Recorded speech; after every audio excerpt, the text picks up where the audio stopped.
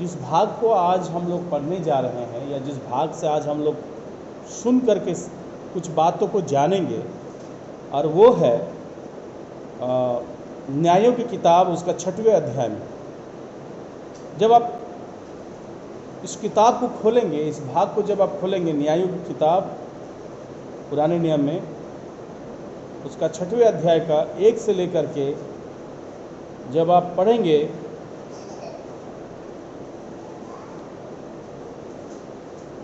6 आयत तक, और यहाँ पर परमेश्वर के चुने हुए लोग अर्थात इज़राइलियों के लिए जो बातें लिखी हुई है या जो उनकी परिस्थिति लिखी हुई है उनके बारे में जिक्र किया गया है। ये इज़राइली लोग जिनको परमेश्वर ने चुना, जिनको परमेश्वर ने प्रेम किया, जिनको परमेश्वर गुलामी से छुटकारा दिया, जिनको परमेश्वर अपना लोग कहा, जिनको परमेश्वर ने जिनसे बातें की और कहा कि मैं तुम्हारा यहोवा परमेश्वर हूँ, ये लोग जो परमेश्वर को जानते थे, ये लोग जो परमेश्वर की आराधना करते थे, ये लोग जो परमेश्वर को मानते थे, ऐसे लोग जो बड़े बड़े आशीर्वाद, चिन्ह, चमत्कार इन्होंने देखा। लेकिन जब कुछ समय पार हुए, समय बोले तो कुछ सालों पार हो गए, कुछ प्रभु के बड़े बड़े भक्तजन जो लोग थे, मूसा चले गए, यूसुफ चले गए, उसके बाद लोग परमेश्वर के बारे में जानकारी हासिल नहीं की, या कहे उनको बताया नहीं गया, और उन लोग परमेश्वर से, जिस परमेश्वर ने उनको अपना कहा था, वो परिचय से वंचित हो गए। और उसके बाद उन इज़राइलियों ने परमेश्वर को भूल करके जिस देश में परमेश्वर उनको पहुंचाया था, उसी देश में उनके देवी देवताओं को उन्होंने अपना बना लिया। और ये बात परमेश्वर को बहुत बुरा लगा, और वही घटना यहाँ पर लिखा हुआ है। और हम 1 से लेकर के 6 तक पढ़ते हैं, तब फिर हम लोग इसके बारे में फिर चर्चा आगे को करेंगे। लिखा है, तब इज़राइलियों ने यहोवा की दृष्टि में बुराई किया, इसलिए यहोवा ने उन्हें मिद्यानियों के वश में 7 वर्ष कर रखा, और मिद्यानी इज़राइली पर प्रबल हो गए। मिद्यानियों के डर के मारे इज़राइलियों ने पहाड़ों के गहरे खड्डों और गुफाओं और किलों को अपने निवास बना लिए, और जब जब इज़राइली बीज बोते तब तक मिद्यानी और अमालेकी और पूर्वी लोग उनके विरुद्ध चढ़ाई करके अज्जा तक छावनी डाल डाल कर भूमि की उपज नाश कर डालते थे। और इजरायलियों के लिए ना तो कुछ भोजन और ना भेड़ बकरी और ना गाय बैल और ना गधा छोड़ते थे, क्योंकि वे अपने पशुओं और डेरों को लिए हुए चढ़ाई करते, और टिड्डियों के दल के समान बहुत आते थे, और उनके ऊँट भी अनगिनत होते थे, और वे देश को उजाड़ने के लिए उनमें आया करते थे। और मिद्यानियों के कारण इजरायली की बड़ी दुर्दशा में पड़ गए। तब इजरायलियों ने यहोवा की दुहाई दी। हम यहाँ पर पढ़ते हैं शुरुआत भाग में, और यहाँ पर लिखा हुआ है, तब इजरायलियों ने यहोवा के विरुद्ध में बुराई की। और अगर इनकी बुराई के बारे में यदि आप पढ़ेंगे तो आपको मिलेगा इसी अध्याय का, यहाँ पर लिखा हुआ है 10वें आयत में लिखा है, और मैंने तुमसे कहा कि मैं तुम्हारा परमेश्वर यहोवा हूँ। एमोरी लोग जिनके देश में तुम रहते हो, उनके देवताओं का भय न मानना, परंतु तुमने मेरा कहना नहीं माना। जिस परमेश्वर ने उनके पूर्वजों को आज़ादी दी, जिस परमेश्वर ने उनके पूर्वजों से डायरेक्ट बात किया, जिनके पूर्वजों को परमेश्वर ने बड़े चमत्कार और शक्ति वाले हाथ बढ़ा करके फिरौन के अधिकार से, फिरौन के जंजाल से, चंगुल से छुड़ाया, वो लोग अर्थात उनके बच्चे लोग परमेश्वर के आज्ञा का विरोधाचरण करने लगा, या कहे परमेश्वर की बातों को टालने लगा, मानने से इनकार कर दिया। जब मैं इसको पढ़ रहा था तो मैं इसको सोच रहा था कि इतने बड़े बड़े प्रभु के लोग, इतना बड़ा बड़ा चमत्कार काम, फिर भी ये लोग परमेश्वर को क्यों भूल गए। यदि आप पढ़ेंगे तो मूसा के जैसा इजराइल में कोई भी बड़ा नेता नहीं उठा जो इतने बड़े संख्या के लोगों को लेके नेतृत्व करे 40 साल तक। और यूसु जो बुढ़ापे तक उसके हाथ में बहुत शक्ति था, बुढ़ापे तक एकदम ताकतवर था, और उसने ही इजराइलियों में सारे लोगों को ललकारा कि अगर तुम इस यहोवा परमेश्वर को छोड़ दोगे तो छोड़ दोगे, लेकिन मैं और मेरा घराना तो हम यहोवा की ही सेवा करते रहेंगे। ऐसे बड़े बड़े नेता लोग रहते हुए भी, इतने बड़े बड़े नेता लोग रहते हुए भी हम लोग पढ़ते हैं कि इजरायली लोग परमेश्वर को भूल गए। और जब परमेश्वर के लोग भूल गए और इन लोगों ने क्या करना शुरू किया, इन लोग परमेश्वर को जाकर के क्या हुआ, भूल गया वो परमेश्वर को जो जिंदा परमेश्वर है, वो परमेश्वर जिनसे बातें करता है, उनको भूल करके इन्होंने क्या किया, जिस देश में परमेश्वर इनको पहुंचाया उस देश के उनके जो देवी देवताएं थे उनको इन्होंने अपनाना शुरू किया, और ये परमेश्वर को अच्छा नहीं लगा। इसीलिए लिखा हुआ पहले पद में कि उनके काम को परमेश्वर यहोवा को बुरा लगा। इसलिए लिखा ना, उन्होंने परमेश्वर के विरुद्ध में बुराई की। लिखा हुआ ना एक आयत में, तब इजरायलियों ने यहोवा की दृष्टि में बुरा किया, और वो लोग परमेश्वर की विधि व्यवस्था को भूल गए। तब परमेश्वर ने भी उनको याद दिलाने के लिए उनके नाक में नकेल डाला। ये लोग क्यों भूले, मैं इसको बोलते बोलते छोड़ दिया। इन लोगों की जो पूर्वज लोग थे, या दादा पिता या परदादा जो लोग थे, इन लोगों ने उस सच्चे परमेश्वर के बारे में अपने बच्चों से चर्चा नहीं की। और हम पढ़ते हैं व्यवस्था विवरण उसके 6वें अध्याय में, परमेश्वर स्वयं इस बात को उनके साथ बातचीत करते हुए बोल रहा है कि तुम जान के रखो तुम्हारा परमेश्वर यहोवा एकमात्र परमेश्वर है, और तुम अपने परमेश्वर को पूरे शक्ति, पूरे प्रेम, पूरे प्राण के साथ तुम प्रेम रखना, और साथ ही साथ तुम इस बात को अपने बच्चों को भी सिखाना। कैसे? चलते, उठते, लेटते, बैठते इसकी चर्चा करना। लेकिन इन्होंने क्या किया, परमेश्वर को भूला खुद भी, और अपने बच्चों को भी इसका संदेश नहीं पहुंचने दिया। अब ये बच्चे लोग क्या हो गए, गलत राहों में चले गए। क्या हो गए? गलत राहों में चले गए। और हम लोग यहाँ पर देखते हैं ये लोग बहुत ही मुश्किल में पड़ा ना। किस तरह का मुश्किल यहाँ पर हम लोग पढ़ते हैं, इन लोग खाने के लाले पड़ गए। देखिए यहीं पर लिखा हुआ ना, क्या लिखा हुआ है कि ये लोग दूसरे देश के अधीन में चले गए। इसको दूसरे देश के अधीन में किसने किया? परमेश्वर ने इनको दूसरे देश के अधीन में कर दिया, मतलब उनके गुलाम बना दिए। और ये लोग जाके कहाँ छुप रहे हैं? देखिए क्या लिखा हुआ दूसरे आयत में, बीच से देखिए क्या लिखा है, मिद्यानियों के डर के मारे इजरायलियों ने पहाड़ों की गहरे खड्डों और गुफाओं और किलों में अपने निवास बना लिए। इन लोग का रहने के लिए ठिकाना नहीं रहा। वो देश, जिस देश को परमेश्वर ने इनका अपना देश घोषणा कर दिया था, जिस देश को परमेश्वर ने अपने हाथ बढ़ा करके इनको क्या क्या अधिकारी बनाया, उस देश से इन लोग क्या हो गए, आप घर से बेघर हो गए। सुन रहे हैं आप लोग ध्यान से, घर से बेघर हो गए। इसका कारण था कि ये लोग परमेश्वर के खिलाफ में चलना शुरू कर दिया। याद रखिए मेरे भाई बहन, ये बातें हमें क्या शिक्षा देती है। अगर हम परमेश्वर को भूल जाए, अगर हम अपने बच्चों को परमेश्वर की शिक्षा ना दे, अगर हमारा बच्चा परमेश्वर के रास्ते से भटक जाए, तो याद रखिए वही परमेश्वर जिस तरह इनके नाक में नकेल डाला, इनको क्या किया, तकलीफ दिया, ताकि क्या हो, याद करे परमेश्वर को। सुनिए ध्यान से, इनको इसलिए तकलीफ दिया ताकि वो परमेश्वर को क्या करे, याद करे। और कोई भी माँ बाप नहीं चाहता कि मेरा बच्चा तकलीफ में रहे, मैं सीधा सीधी जानता हूँ, कोई भी नहीं चाहेगा।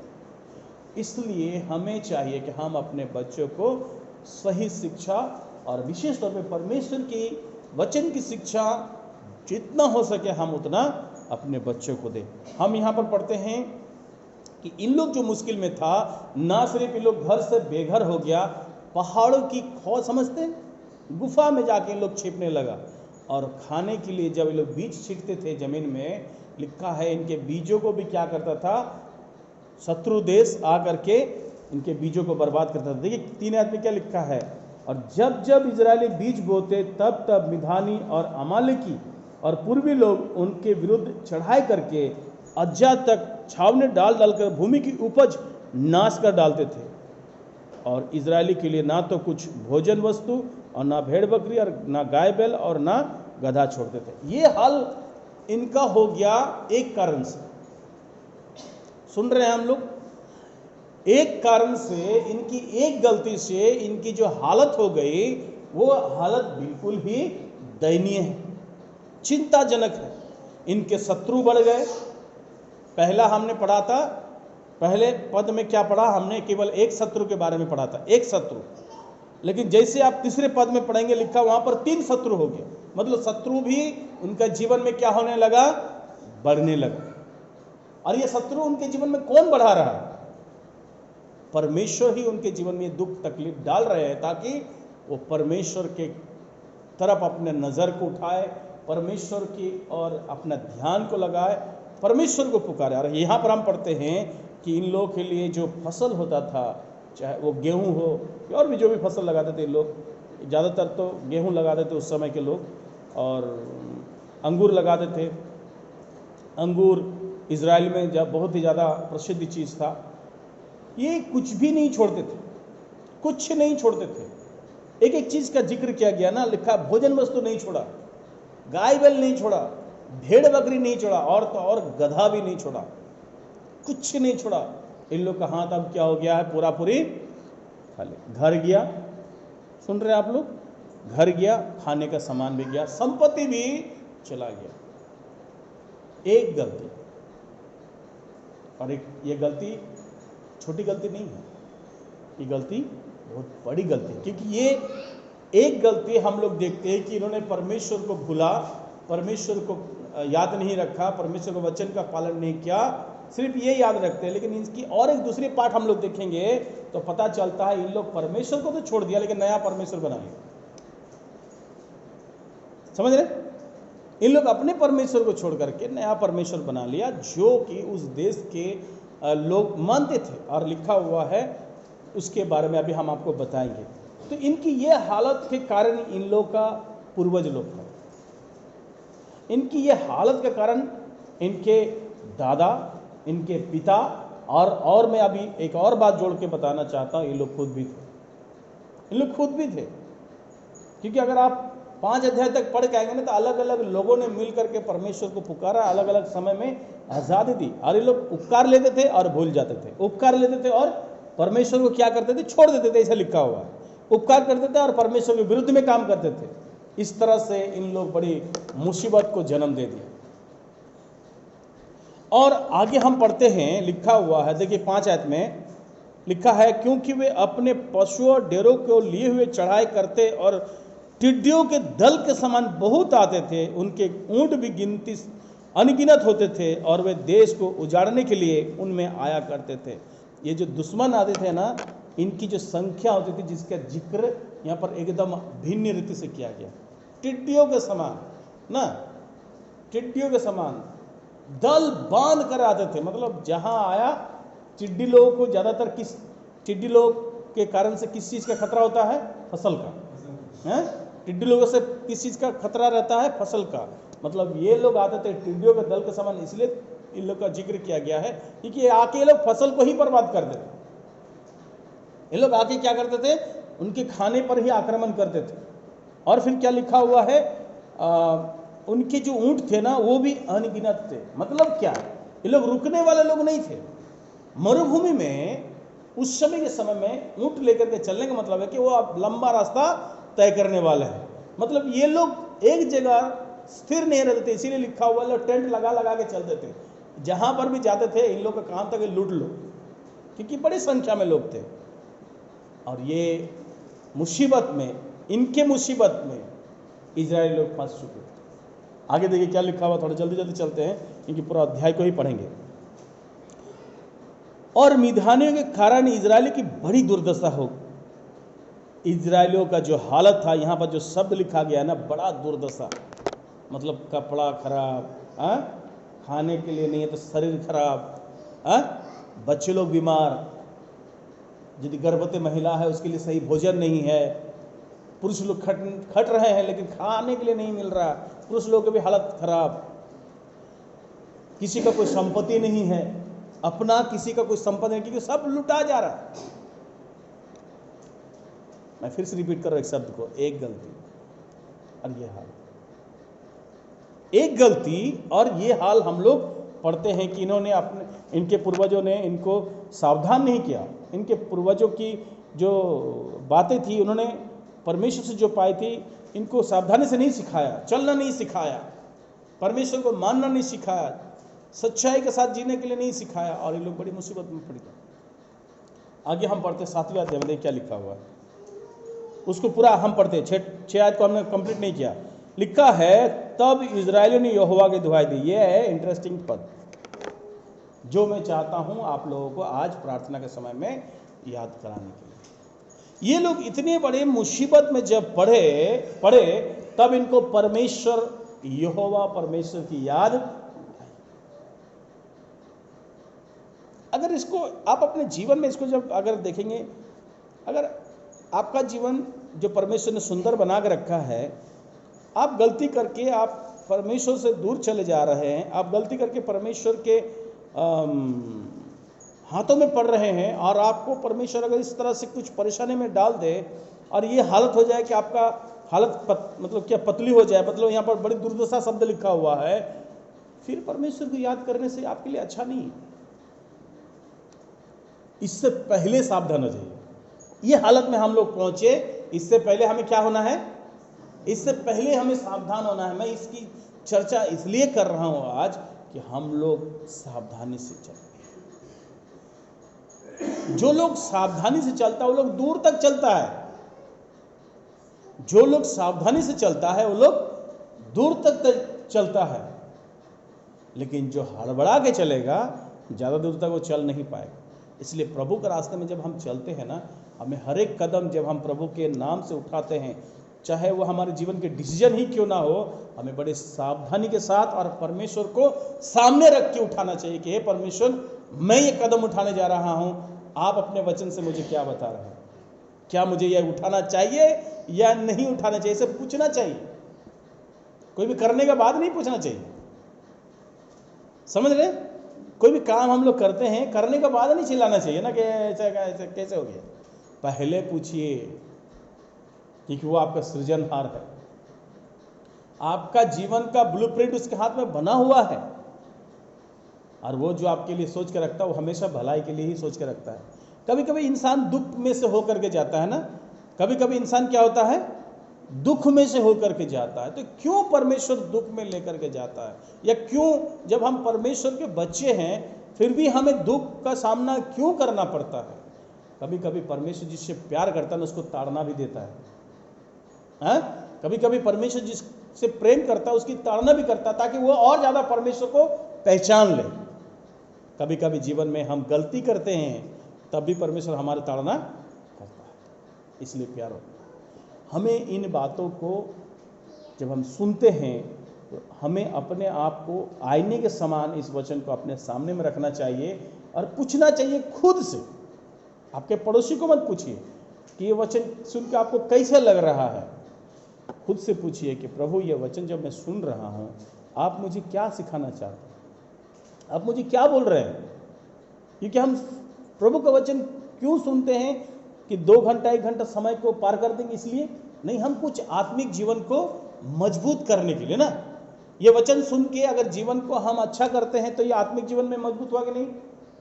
हाँ, ये आत्मिक जीवन में मजबूत हुआ। यहाँ पर हम पढ़ते हैं कि जब इन लोगों ने परमेश्वर की दुआई दी, हमारा परमेश्वर कितना दयालु है ना, तुरंत लिखा है ना, नेक्स्ट पद में पढ़ेंगे तो लिखा है परमेश्वर ने क्या किया, इजरायलियों के बीच में एक भविष्यवक्ता को भेजा, भविष्यवक्ता को भेजा। और जानते हो भविष्यवक्ता को उनका पास भेजने का कारण क्या था? मैं जब इसको पढ़ रहा था मैंने देखा कि परमेश्वर ने उनके बीच में एक भविष्यवक्ता को भेजा। परमेश्वर इसलिए उनको परमेश्वर उस देश में भेजा याद दिलाने के लिए कि मैं तुम्हारा एक सच्चा परमेश्वर हूं। तुम मुझे कैसे छोड़ सकते हो? तुम मुझे कैसे भूल सकते हो? मैंने जो चीज किया है वो कोई कर नहीं सकता। देखिए मैं पढ़ देता हूं, आप लोगों को और अच्छा लगेगा। 3:7 से पढ़ रहा हूं। जब इजराइल ने मिद्यानियों के कारण यहोवा की दुहाई दी, तब यहोवा ने इजराइलियों के पास एक नबी को भेजा, जिसने उनसे कहा, इजराइल का परमेश्वर यो कहता कि मैं तुमको मिस्र से ले आया और दासत्व के घर से निकाल लाया, और मैंने तुमको मिस्रियों के हाथ से, वरन जितने तुम पर अंधेर करते थे उन सब के हाथ से छुड़ाया। उनको तुम्हारे सामने से बरबस निकाल कर उनका देश तुम्हें दे दिया है। लेकिन आगे बात जो पढ़ेंगे उसको ध्यान सुनिएगा। और मैंने तुमसे कहा कि मैं तुम्हारा परमेश्वर यहोवा हूँ। एमोरी लोगों जिनके देश में तुम रहते हो, उनके देवताओं का भय ना मानना, परंतु तुमने मेरा कहना नहीं। ये परमेश्वर उनसे बातें कर रहा है।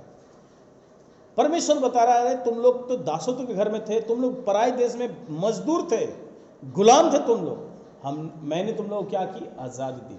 ये मिस्र क्या दिखाता है? मिस्र दिखाता है संसार का। हाँ, मिस्र क्या दिखाता है? संसार को दिखाता है। परमेश्वर कहना चाहता है कि तुम लोग जो मिस्र की गुलामी में थे, तुम लोग को मैंने बाहर निकाला, और जो तुम्हारे सामने आगे खड़ा हुआ मैंने उनको क्या किया? नष्ट कर दिया। दूसरे का देश मैंने तुम्हें दिया है। मैंने तुमसे जो कहा वो तुम बात को नहीं माना। प्यारो, हम लोग भी प्रभु के बुलाए हुए लोग हैं ना। परमेश्वर ने हम लोगों को भी बुलाया। कहाँ से बुलाया? संसार से बुलाया ना। ये संसार में हम लोग खोए थे, प्रभु यीशु मसीह ने हमें बुलाया। वचन में लिखा है कि हमें संसार में से परमेश्वर ने बुलाया और अपना बेटा बेटी बनाया। अपना बेटा बेटी बनाया। अगर हम भूलते हैं तो ये हमारे लिए अच्छी बात नहीं।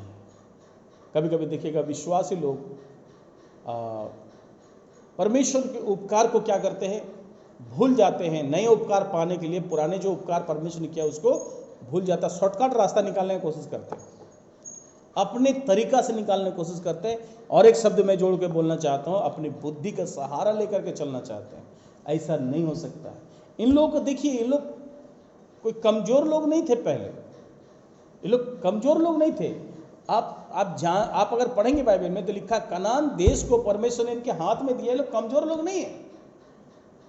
इनके साथ एक जीवित परमेश्वर है, लेकिन इनकी हरकतों ने इनको क्या किया?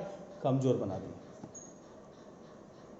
आगे हम पढ़ेंगे, आगे की जो बातें हैं इंटरेस्टिंग बात है। परमेश्वर जब इन्होंने परमेश्वर की दुहाई दी, परमेश्वर ने नबी भेजा, तो परमेश्वर ने क्या किया? एक प्लानिंग भी किया जो परमेश्वर आगे बता रहा है। देखिए क्या लिखा हुआ है। परमेश्वर 11 से पढ़ रहा है।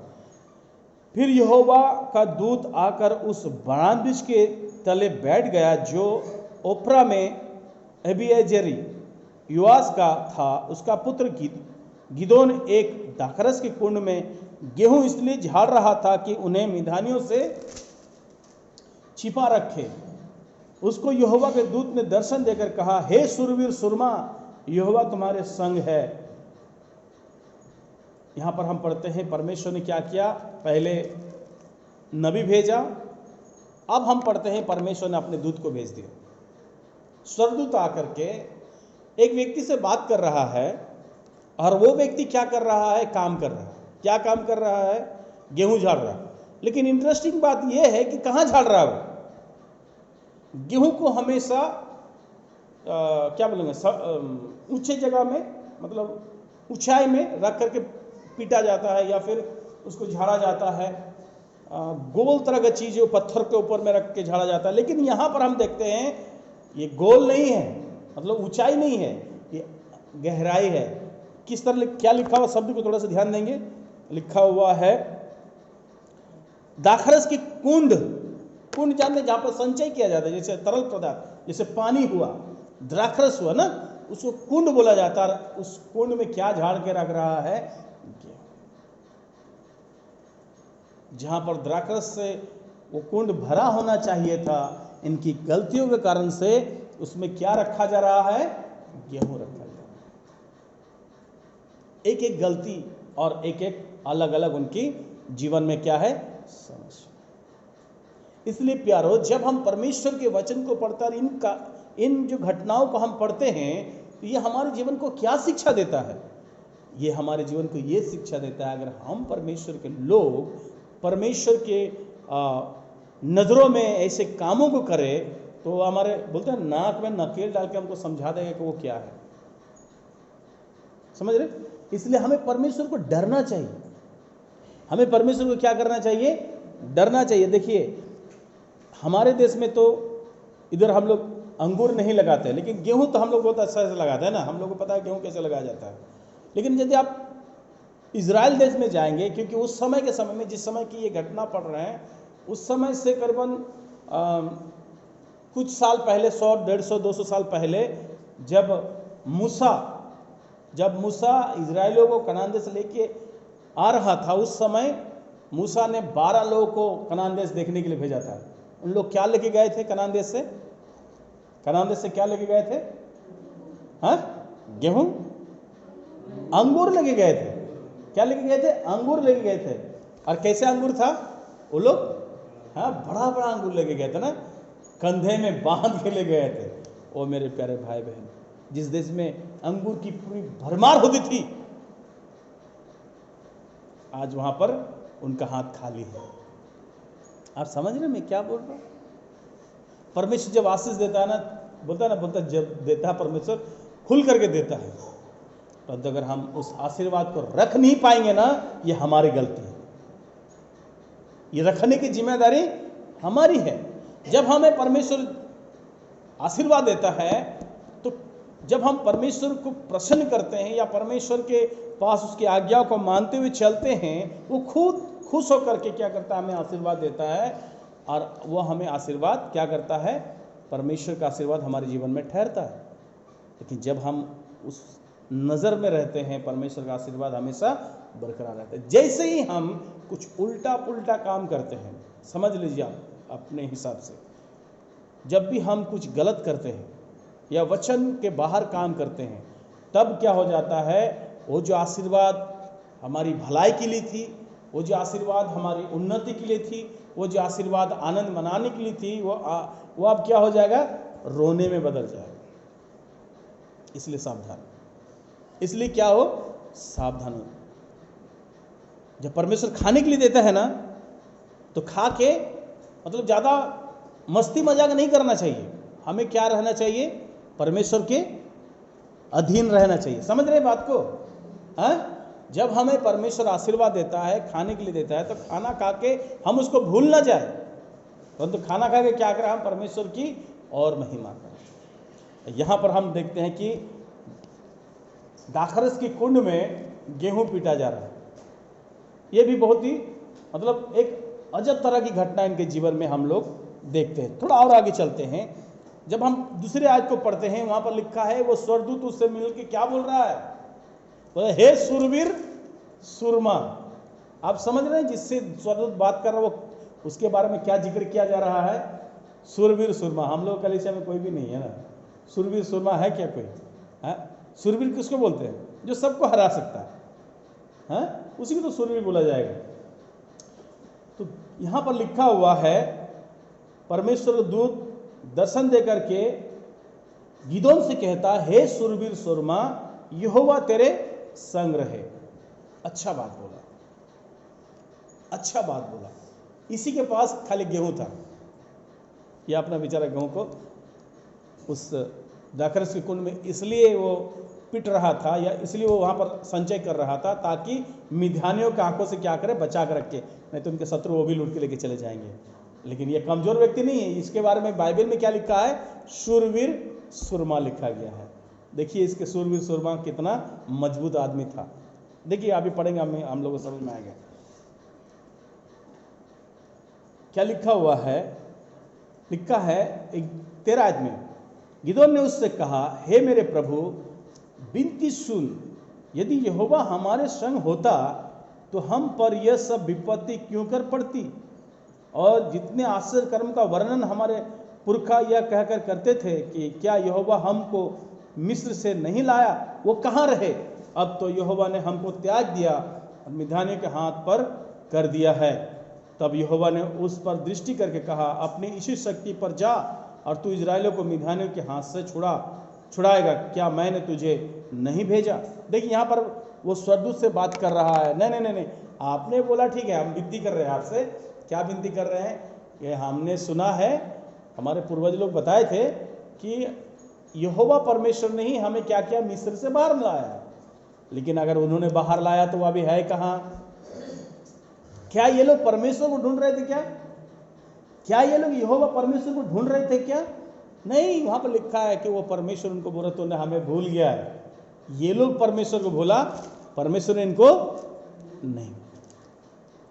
इन लोगों ने परमेश्वर को छोड़ा, परमेश्वर ने इनको नहीं छोड़ा। जो काम इनको परमेश्वर ने करने दिया ये लोगों ने नहीं किया। अभी क्या बोलता है, अगर परमेश्वर सच में हमारे संग में होता तो हमारी ये दुर्दशा नहीं होती। परमेश्वर को ये बात सुन करके परमेश्वर बोला, अच्छा तू अपने शक्ति पर घमंड कर रहा है ना, नहीं सुनने चाहता है मेरा बात, जा अपनी शक्ति से ही इनको क्या कर, छुड़ा ले। वो तो सूरवीर सुरमा था ना, छुड़ा सकता था, लेकिन हालत देखिए। आगे पढ़ते हैं, लिखा है, उसने कहा, हे मेरे प्रभु विनती सुन, मैं इजराइल को क्यों कर छुड़ाऊं? देख मेरा कुल मन से सबसे कंगाल है, और फिर मैं अपने पिता के घराने में सबसे छोटा हूं। ये हालत है। इंसान अगर अपनी बुद्धि अपनी शक्ति लगाए तो अपनी बुद्धि और शक्ति से क्या निकालता है रिजल्ट? अपने आप को कमजोर ना, अपने आप को असहाय। जैसे ही परमेश्वर ने इसके हाथ में जिम्मेदारी दी, ठीक है हम नहीं छुड़ा सक रहे ना, ठीक है नहीं छुड़ा रहे, तू तो सुरवीर सुरमा जाके छुड़ा ले अपने लोगों को। बोलते परमेश्वर ऐसी बात नहीं है, हम तो क्या है, सबसे छोटे हैं। हम क्या है, सबसे छोटे। और क्या बोल रहा है, वो आरोप लगा रहा था, अभी क्या हो रहा है, अपने आप को सरेंडर कर रहा है।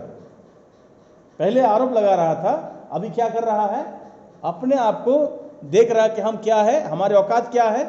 हमारी औकात ये नहीं कि हम परमेश्वर को कुछ सवाल करें। और आगे हम पढ़ते हैं, लिखा है 16 में, यहोवा ने उससे कहा, निश्चय मैं तेरे संग रहूंगा, सो तू मिद्यानियों को ऐसा मार लेगा जैसे एक मनुष्य को। इतना परमेश्वर उसको मजबूत कर रहा है अपनी बातों से कि भाई तू जाकर के उनके साथ लड़ाई कर, और मैं क्या करूंगा, उनको तुम तेरे हाथ में कर दूंगा। और तू जब उतने लोगों के साथ लड़ेगा जैसे एक आदमी के साथ, क्या लोग एक आदमी की सही ताकत था जो लोग आ रहे थे लड़ने के लिए? नहीं, बहुत लोग, उसकी उनकी संख्या गिना नहीं गया है, लेकिन टिड्डियों के साथ उनकी उदाहरण दिया गया है। और हमें पता है कि टिड्डी लोग जब आते हैं तो बहुत दल मान करके आते, कई किलोमीटर तक लोग चलते एक साथ में, लाखों करोड़ों की संख्या में रहते हैं। लेकिन परमेश्वर के लिए तो वो लोग एक इंसान के बराबर ही है ना। परमेश्वर का देखना मनुष्य को देखने के जैसा नहीं है। और यहाँ पर उसका साहस बढ़ा रहा। देखिए आगे, देखिए क्या है, ये सूरवीर सुरमा को जब परमेश्वर ने साहस दिया, वो आगे क्या बोल रहा है, जब अपने आप को उसने सरेंडर किया कि हम तो छोटे हैं, तब वो कहता है 17 में, गिदोन ने उससे कहा, यदि तेरा अनुग्रह मुझ पर हो तो मुझे इसका कोई चिन्ह दिखा कि तू ही मुझसे बातें कर रहा है। देखिए परमेश्वर उससे बातें कर रहा है, लेकिन अभी भी उसका यकीन नहीं है। और यकीन नहीं होने के कारण से बोल रहा, कुछ तो चिन्ह दिखा, तू परमेश्वर है तो मुझे कुछ तो चिन्ह दिखा। और परमेश्वर को देखिए उसको प्रमाण दे रहा है। हाँ, एक जिंदा परमेश्वर उससे बात कर रहा है, वो उससे प्रमाण दे रहा है। क्या प्रमाण बता रहा है? लिखा है, जब तक मैं तेरे पास फिर आकर अपनी भेंट निकाल कर तेरे सामने ना रखूं, तब तक तू यहाँ से ना जा। उसने कहा, मैं तेरे लौटने तक ठहरा रहूंगा। तब गिदोन ने जाकर बकरी का एक बच्चा और एक एपा मैदे की अखमेरी रोटियां तैयार की। तब मांस को टोकरी में और जूस को तसले में रखकर बांज वृक्ष के तले उसके पास ले जाकर दिया। परमेश्वर के दूत ने उससे कहा, मांस और अखमेरी रोटी को लेकर इस चट्टान पर रख दे और जूस को उंडेल दे। उसने ऐसा ही किया। जब उसको यकीन नहीं हुआ कि यह परमेश्वर ही बोल रहा है, तब कहता है कि भाई हमें कुछ प्रमाण दे, मैं आ रहा हूँ। वो क्या किया, एक बकरी को मारा, उसका मांस को तैयार किया और ला करके, लिखा हुआ है तसले में जूस भी लाया और ला करके क्या किया, दिया। अख़मीरी रोटी को दिया, बोला ठीक इधर रख, पत्थर में रख, और लिखा है कि बोला जूस को उसके ऊपर में उंडेल दे। जैसे उसने उसको उंडेला, लिखा है स्वर्गदूत ने क्या किया, अपने छड़ी को बाहर निकाला। देखिए क्या लिखा हुआ, थोड़ा पढ़ते हैं 21 आयत। तब यहोवा के दूत ने अपने हाथ की लाठी को बढ़ाकर मांस और अख़मीरी रोटी को छुआ, और चट्टान से आग निकली, जिससे मांस और अख़मीरी रोटी भस्म हो गया। तब यहोवा का दूत उसकी दृष्टि से अंतर्ध्यान हो गया। देखिए जैसे ही उसने उस ऑफरिंग को दिया, परमेश्वर के दूत ने जैसे ही अपने लाठी को अपने हाथ से बढ़ा करके उस रोटी को छुआ, उस मांस को छुआ, लिखा जमीन के नीचे से आग निकला और उसको जला के भस्म कर दिया। और लिखा है परमेश्वर का स्वर्गदूत उसकी आंखों के सामने से क्या हो गया, ओझल हो गया, चला गया उसके पास। इतने में ही वो शांत नहीं हुआ, इतने में ही शांत नहीं हुआ। जब आगे हम पढ़ेंगे तो क्या लिखता है, वो इस घटना को देख करके अब पूरा डर गया है, बोल रहा है कि मैंने परमेश्वर के दूत को देख लिया, अब तो मैं जिंदा नहीं रहूंगा। फिर परमेश्वर उससे बात करता, बोलता तू नहीं मरेगा, तू जिंदा रहेगा। जो बात मैंने तुझसे कहा है, तू जाकर तेरे पिताजी का पास जो पशु है और जिस मूर्ति की वो सेवा कर रहा है, क्या नाम है, मैं पढ़ के बता रहा हूँ,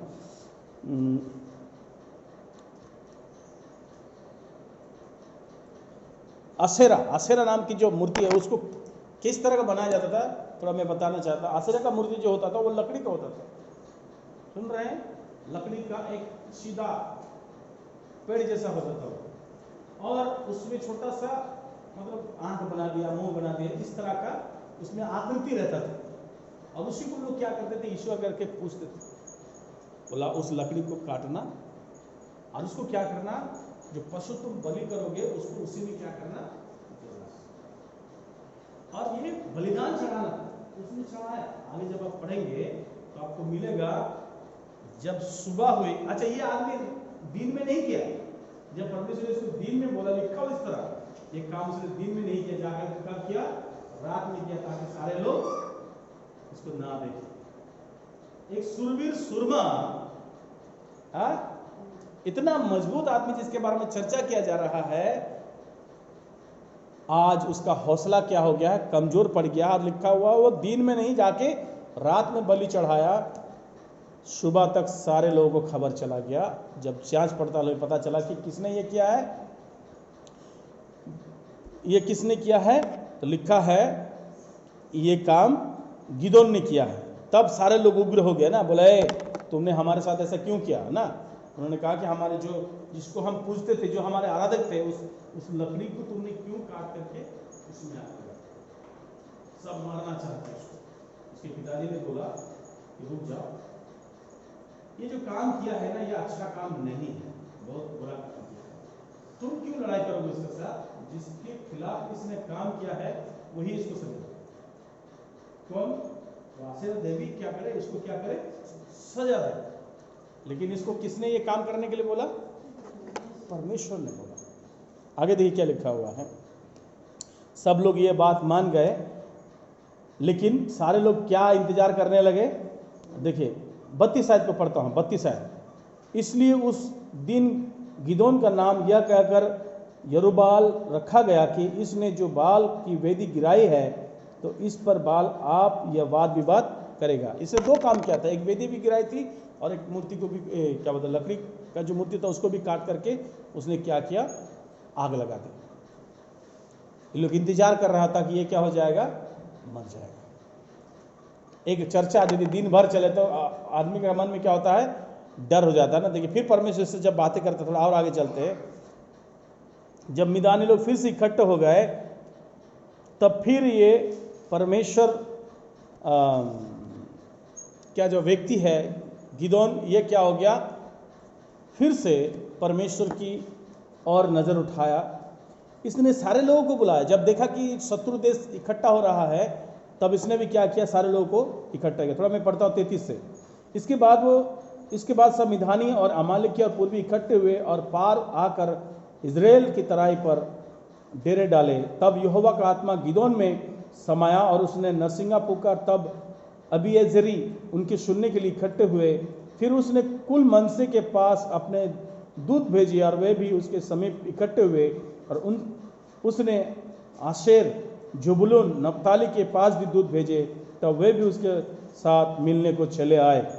देखिए यहाँ पर जब देखा गया कि उनके शत्रु फिर से इकट्ठे हो रहे हैं, यहाँ पर बहुत ही बड़ा इंटरेस्टिंग बात लिखा हुआ है। यहाँ पर क्या लिखा हुआ है? इस व्यक्ति को हिम्मत देने के लिए काफी लोग जमा हुए ना, तो इजराइल लोग काफी लोग जमा हुए। इससे भी बड़ा इंटरेस्टिंग विषय इसमें क्या लिखा हुआ? इसमें लिखा हुआ कि परमेश्वर का आत्मा बड़े बल के साथ इसके ऊपर में क्या हुआ? उतरा, इसके अंदर में आया, परमेश्वर का आत्मा आया, और जान करे कि जहां पर परमेश्वर का आत्मा आएगा उसका चलेगा किसका? उसी का। इसको मजबूत करने के लिए परमेश्वर का आत्मा इसके पास है, इसके अंदर में घुसा। सारे लोग इसने जमा किया, सब मिलने के लिए आए, लेकिन फिर भी ये अभी भी श्योर नहीं है। देखिए क्या लिखा हो, थोड़ा आगे पढ़ते हैं, बड़ा यहाँ पर आपको समझने में अच्छा लगेगा। मैं पढ़ देता हूँ। तब गिदोन ने परमेश्वर से कहा, यदि तूने अपने वचन के अनुसार इजराइलियों को मेरा द्वारा छुड़ाएगा, फिर से पढ़ रहा हूँ। तब गिदोन ने परमेश्वर से कहा, यदि तू अपने वचन के अनुसार इजराइलियों को मेरे द्वारा छुड़ाएगा तो सुन, मैं एक भेड़ी के ऊन खलिहान में रखूंगा, और यदि ओस केवल उस ऊन पर पड़े और उसे छोड़ सारी भूमि सूखी रह जाए, तो मैं जान लूंगा कि तूने अपने वचन के अनुसार इजराइलियों को मेरे द्वारा छुड़ाएगा। और ऐसा ही हुआ। इसलिए जब उसने बिहान को सवेरे उठकर उस ऊन को दबाकर उसमें से ओस निचोड़ी तो एक कटोरा भर गया। देखिए यहाँ पर क्या लिखा है? परमेश्वर का व्यक्ति कहता है, परमेश्वर इस विषय में भी थोड़ा मुझे और क्लियर कर, स्पष्ट कीजिए कि जो कदम मैं उठाने जा रहा हूं उसमें आपका पूरा पूरा सहयोग है। मैंने पहले कहा ना, कुछ भी काम करने से पहले परमेश्वर से पूछना चाहिए कि मैं ये काम करने जा रहा हूं, हाँ या ना। इसलिए बोला कि आपके पास एक ऐसा बात ला रहा हूं प्रभु, आप मेरी इस बात का जवाब मतलब अपने उत्तर में से दीजिएगा। उसने क्या बोला कि मैं भेड़ी का जो ऊन होता है, मतलब भेड़ का जो मतलब जिंदा भेड़ का जब वो मर जाता है उसको खाल निकाला गया है तो ऊन उसके साथ में है। बोला कि ये ऊन हम एक जगह में रख देंगे, ओस उसी पर गिरे। ओस मतलब समझते, रात के समय जब ओस गिरता है, बोला ये उसी में गिरे, लेकिन चारों तरफ जमीन क्या हो, घास क्या हो, पेड़ पौधा क्या हो, सूखा रहे, उसमें ना गिरे। परमेश्वर है, जिंदा परमेश्वर है, उसके लिए कोई भी काम कठिन है क्या? हाँ, कोई भी काम कठिन है, वही सही हो लिखा, वही जैसा उसने बोला वैसे ही परमेश्वर ने उसके लिए किया। क्यों? क्योंकि परमेश्वर उसको बताना चाहता था जिस परमेश्वर के पास वो बैठ रहा, सुन रहा, उठ रहा, बैठ रहा, कर रहा है, वो उसका जिंदा परमेश्वर। समझ रहे? तो जैसे उसने बोला वैसे ही किया। वो ऐसा क्यों किया? मैं इसको सोचने की कोशिश कर रहा था कि वो ऐसा क्यों किया। जब इस भाग को पढ़ते हुए जाते हैं ना तो समझ में आता है कि वो अंदर से थोड़ा कमजोर था, अंदर से थोड़ा डरा हुआ था, वो भागना चाहता था परमेश्वर से। बोला हम ऐसा लेके जाएंगे काम परमेश्वर के पास, ऐसे करना तो संभव नहीं होगा ना, सारा जमीन सूखा रहेगा, खाली ओस एक ही जगह गिरेगा, ये कैसे होगा? समझ रहे बात को? बात समझ में आ रहा है क्या बोल रहे? ओस तो बरसा जैसे नहीं गिरता, एक जगह चुंगी लगा देगा, पानी की जगह जाकर गिरेगा, तो चारों तरफ गिर रहा है ना। मेरे प्यारे भाई बहन, परमेश्वर के लिए कोई भी काम कठिन नहीं है, कोई भी काम कठिन नहीं है। यदि आप उसको सच्चाई के साथ अगर आप उसको मानते हैं ना, परमेश्वर का आत्मा के साथ अगर आप उसके पास बैठते हैं ना, तो याद रखिए उसके लिए कोई भी काम कठिन नहीं है। और जैसा उसने बोला वैसे ही। ये भागना चाहता था, बोल रहा हो सकता है ये ना हो और हम बच जाएंगे, ऐसा अगर परमेश्वर नहीं करेगा तो हम निकल जाएंगे यहाँ से, लेकिन परमेश्वर ने वैसे ही किया। फिर बोलता है ना ना ना, थोड़ा सा आप थोड़ा चेंज करते हैं, आप थोड़ा गेम चेंज करते हैं, थोड़ा सा माफ कीजिएगा।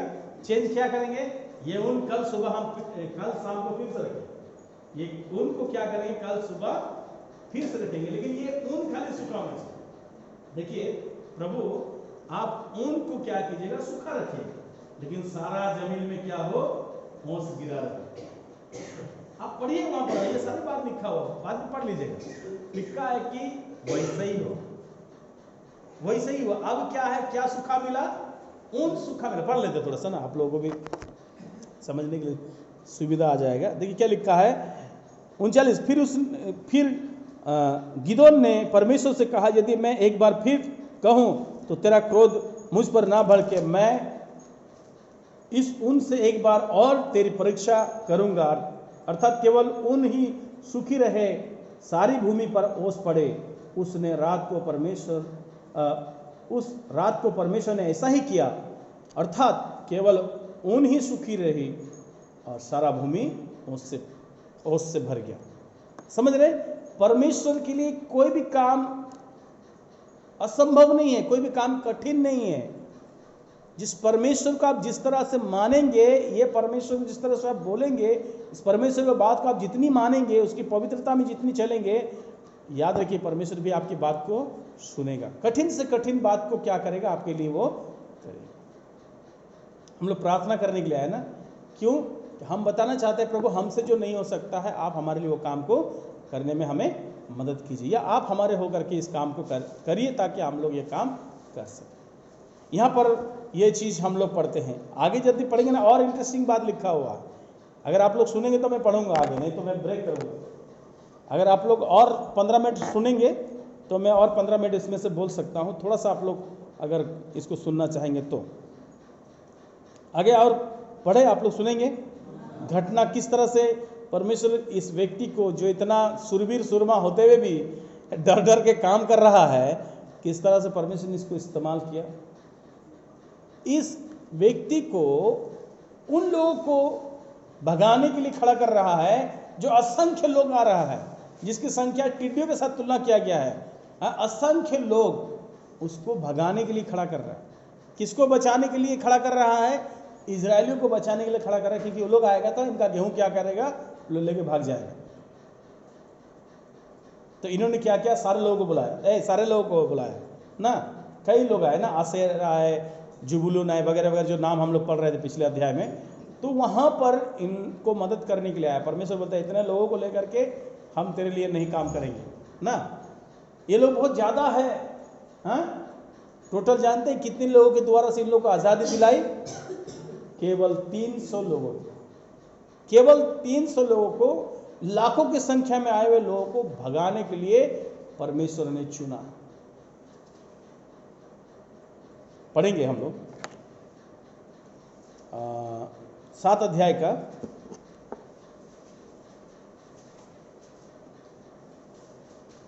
2 और 3 पढ़ते हैं, तब समझ में आएगा, फिर हम जल्दी जल्दी पार करके चले जाएंगे। ठीक है, लिखा है, तब यहोवा ने गिदोन से कहा, जो लोग तेरे संग है वे इतने हैं कि मैं मिद्यानियों को उनके हाथ नहीं कर सकता। नहीं तो इजरायली यह कहकर मेरे विरुद्ध अपनी बड़ाई मारने लगे कि हम अपने ही भुजबल के द्वारा बचे हैं।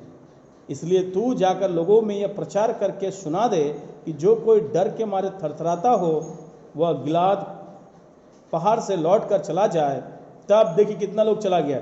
तब 22,000 लोग घर लौट गए और केवल 10,000 लोग रह गए। फिर आगे देखिए क्या लिखा है। फिर यहोवा ने गिदोन से कहा, अब भी लोग अधिक है, उन्हें सोते के पास नीचे ले चल, वहां मैं उन्हें तेरे लिए परखूंगा। जिस जिसके विषय में मैं तुझसे कहूंगा कि यह तेरे संग चले वो तो तेरे संग चले, और जिन जिन के विषय में मैं कहूँ कि यह तेरे संग ना जाए वह ना जाए। तब वह उनको सोते के पास नीचे ले गया। वहाँ यहोवा ने गिदोन से कहा, जितने कुत्ते की नाई जीभ से अपनी पानी चपट चपट कर पिए उनको अलग रख, और वैसे ही उन्हें भी जो घुटने टेक कर पिए। जिन्होंने मुंह में हाथ लगाकर चपट चपट करके पानी पिया, उनकी तो गिनती 300 ठहरी, बाकी सब लोगों ने घुटने टेक कर पानी पिया। तब यहोवा ने गिदोन से कहा, इन 300 चपट चपट करके पीने वालों के द्वारा मैं तुझको छुड़ाऊंगा और मिद्यानियों को तेरे हाथ में कर दूंगा, और सब लोग अपने अपने स्थान को लौट जाए। तब उन लोगों ने हाथ में सीधा और अपने अपने नरसिंगे लिए, और उसने इजराइल के सब पुरुषों को अपने अपने डेरे की ओर भेज दिया, परंतु 300 पुरुष को अपने पास रख छोड़ा, और मिद्यान की छावनी उसके नीचे तराई में पड़ी थी। देखिए यहाँ पर क्या लिखा हुआ है कि इतने लोग आए थे ना, करीबन 32,000 का ऊपर लोग था। लेकिन जैसे ही परमेश्वर बोला कि इतने लोगों को लेकर के नहीं जाएंगे, नहीं तो बोलेगा हम लोग अपनी ताकत से जयवंत हुए हैं। बोला कि इन लोगों को बोल कि जो डरपोक है वो क्या करे, डरपोक क्या करे, घर जाए ना। हाँ चला गया, एक ही बार में 22,000 से ज़्यादा लोग चला गया। कितना बचा? 10,000 लोग बचा। अभी 10,000 लोग भी बोल रहा बहुत, परमेश्वर बोल रहा बहुत है। अच्छा आप लोग बताइए कौन ज़्यादा था? वो लोग जो युद्ध करने के लिए आ रहा है उन लोग ज़्यादा है ना ये 10,000 ज़्यादा है? और जो बाहर से आ रहा है उन लोग की संख्या गिना नहीं गया, इतना है। लेकिन परमेश्वर कहता है ना, मैं परमेश्वर, मेरी योजनाएं मनुष्य के समझ से बिल्कुल बाहर है। बोला कि देखो इन लोगों में मैं छांटने वाला हूँ, केवल वही लोग जो जीभ से चाट करके पानी पिएगा उन लोगों को ही क्या करेंगे? लेके जाएंगे। लेकिन जो घुटना टेक करके उस, अभी के समय में ऐसा नहीं करते हैं, लेकिन पहले के समय में हम लोग जब नदी जाते थे पानी लेने के लिए, नदी में पानी जब भरा जाता था तो बालू क्या किया जाता था? काट करके पानी निकाला जाता था और उसको गोल करके किया जाता था। तो नीचे से जैसे बालू हटाते हैं तो पानी नीचे से मतलब बाहर आता है। तो कई लोग क्या करते हैं? हाथ से उठा के पीते हैं, और कोई लोग क्या करते हैं? दोनों घुटना टेक करके मुंह क्या करते हैं? डायरेक्ट लगा करके पीते हैं। परमेश्वर बोला जितने लोगों ने मुंह लगा के पिया है उनको क्या करो? घर भेज दो। लेकिन जिन्होंने हाथ में उठा के पानी पिया है उनको ही केवल इस युद्ध में ले चलो। और आगे जब आप पढ़ेंगे अब भी ये मजबूत नहीं, क्योंकि संख्या कितना है? 300 है। अच्छा 300 में असंख्य लोग के साथ लड़ाई में जीत सकेगा क्या? हाँ, रात के समय क्या होते है देखिए, आगे और इंटरेस्टिंग बात लिखा हुआ। आगे क्या हुआ थोड़ा पढ़ देता हूँ आप लोगों के लिए। लिखा है, उसी रात को यहोवा ने उससे कहा, उठ छावनी पर चढ़ाई कर, क्योंकि मैं उसे तेरे हाथ कर देता हूँ। परंतु यदि तू चढ़ाई करते डरता हो तो अपने सेवक फुरा को संग लेकर छावनी के पास जाकर सुन कि वे क्या कह रहे हैं। उनके बाद तुझे उस छावनी पर चढ़ाई करने का याब होगा। तब वह अपने सेवक फुरा को संग ले उन हथियारबंदों के पास जो छावनी की छोर पर था उतर गया। मिधानी और अमालेकी और सब पूर्वी लोग जो टिड्डियों के समान बहुत से तराई पर फैले पड़े थे, उनके ऊंट समुद्र तीर के बालू के किनकों के समान गिनती से बाहर थे। जब गिदोन वहां आया तो एक जन अपनी किसी संगी से अपना स्वप्न यो कहता हुआ कह रहा था कि सुन, मैंने स्वप्न में क्या देखा है कि जौ की एक रोटी लुढ़कती लुढ़कती मिधानी की छावनी में आई और डेरे को ऐसा टक्कर मारा कि वह गिर गया। उसको ऐसा लुढ़का दिया कि डेरा गिरा पड़ा रहा। उसके संगी ने उत्तर दिया, यह योआस के पुत्र गिदोन नाम एक इजरायली पुरुष की तलवार की छोड़ कुछ नहीं है। उसी के हाथ में परमेश्वर ने मिधानी की सारी छावनी समेत कर दिया है। देखिए यहाँ पर क्या इंटरेस्टिंग बात लिखा हुआ है। ये व्यक्ति अभी भी जो इतना सुरवीर सुरमा है, इतना बड़ा काम परमेश्वर ने इसको सौंपा है, अभी भी डर रहा है। परमेश्वर अभी भी तुम डर रहा है ना, मत कर, रूठ जाकर लड़ाई कर। तो फिर भी अगर डर रहा तो अपना साथ में अपना सेवक को लेकर जा। अरे ये गया, ये लड़ने नहीं गया, ये देखने के लिए गया। बोला जाके सुन, परमेश्वर बोला जाके सुन वो क्या बात कर रहा है। अजय तो क्या बात कर रहा है? स्वप्न के बारे में बात कर। एक बड़ा सा गांव की रोटी आया लुढ़कते लुढ़कते और मिधानी की छावनी में आकर टकराया और वो सारा घर गिर के खत्म हो गया। तब उस जो दूसरा जो सैनिक सुन रहा था दुश्मन देश का, वो बोल रहा है ये गिदोन की तलवार छोड़ करके और कोई नहीं, ये गिदोन है जिसके हाथ में परमेश्वर ने क्या किया है? मिधानियों को दे दिया। आप सोचिए इस जगह को जब मैं पहुंचा, इस जगह को जब मैं पढ़ रहा था, मैं बोला अरे ये बात तो उधर चल रही थी, इनको किसने बताया? समझ में आ रहा है ये बात कहां चल रहा है? चर्चा परमेश्वर के साथ किसका बात चल रहा है? गिदोन का चल रहा है, इजराइलियों का चल रहा है। इनको किसने बताया? परमेश्वर का आत्मा है ना, वो अपनी जो योजनाएं होती है ना पहले से तैयार करता है। उधर भी तैयारी कर रहा है परमेश्वर, इधर भी तैयारी करवा रहा है। ये बात से इन लोग अंदर ही अंदर क्या था? घबराया हुआ था। समझ रहे हैं? क्योंकि उनको पता है इजराइल में जो परमेश्वर है ना, इससे पहले कई देशों को क्या क्या है? अस्तित्व का क्या क्या है? खत्म कर दिया है। इतने राजाओं को इसने क्या क्या है? खत्म कर दिया। इसलिए इन लोग भी डरे हुए थे। आगे यदि आप पढ़ेंगे, मैं क्योंकि जल्दी समाप्त करने के लिए चाह रहा हूं, यदि आप आगे पढ़ेंगे, ये 300 लोग बचे थे और 300 लोग दल बना के गए। 3 दल बनाए। कितने दल बनाए? 3 दल। अब 3 दल को 3 भाग में 300 दल को 3 भाग में बांटें, कितना बचा? एक दल में 100। अब बोला गिदोन की देख, हम लोग इधर से जब पूरी फूकेंगे ना 100 आदमी, तब तुम लोग भी इधर से फूकना। वो लोग फूकेगा, फिर तुम लोग। इस तरह से लोग क्या किया, तुरी को बजाना शुरू किया। और ये लोग देखा, ये लोग कितना जन था टोटल 300, लेकिन एक साथ 300 के 300 ही बात, ये क्या करने लगा, तुरी फूकने लगा और एक बहुत ही बड़ा ध्वनि हुआ वहाँ पर। और ये मिधानी लोग, अमालेकी लोग, पूर्वी लोग, जितने सैनिक लोग थे ना, उनके हाथ में तलवार था। ये लोग भागने लगे, इधर उधर भागने लगा। लिखा हुआ है कि ये लोग भागते भागते एक दूसरे का शरीर में क्या कर रहे थे, अपना तलवार को या जो भी उनके हाथ में था वो घोप रहे थे और लोग खत्म हो रहे थे। ऐसा लिखा हुआ वचन, पढ़ लीजिए। इसमें ये 300 आदमी जाके तलवार नहीं चलाए थे, खाली लोग जाके वो केवल तुरी को फूंका था। देखिए क्या लिखा है,